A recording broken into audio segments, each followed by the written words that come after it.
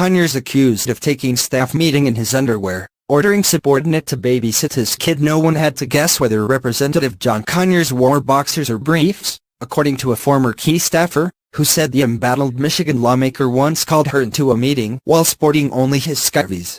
Melanie Sloan, a lawyer who worked with Conyers on the House Judiciary Committee, said she was called up to the long-serving congressman's office to discuss an issue only to find him walking around in his underwear.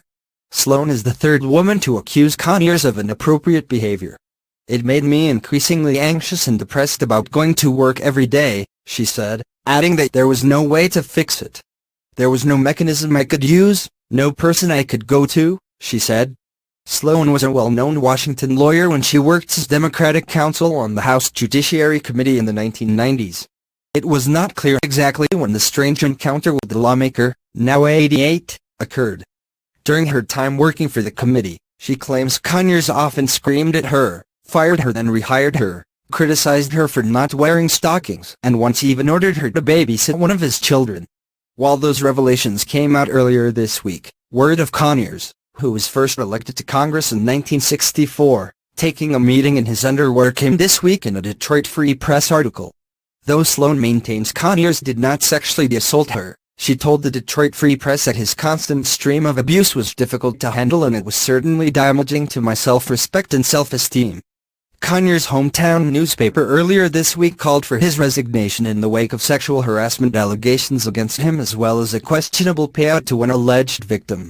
Conyers is accused of using taxpayer dollars to settle a claim in secret, after a former staff reportedly claimed she was fired for rejecting his advances. In a scathing editorial published late Tuesday, the Detroit Free Press demanded the Democrat step down immediately.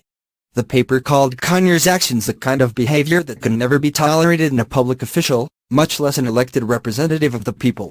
He should resign his position and allow the investigation into his behavior to unfold without the threat that it would render him, and the people he now represents, effectively voiceless, the board wrote. BuzzFeed reported Monday that Conyers settled a wrongful termination complaint in 2015 with a staffer who claimed she was dismissed because she did not succumb to his sexual advances.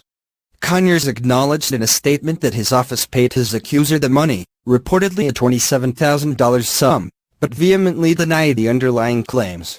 "I expressly and vehemently denied the allegations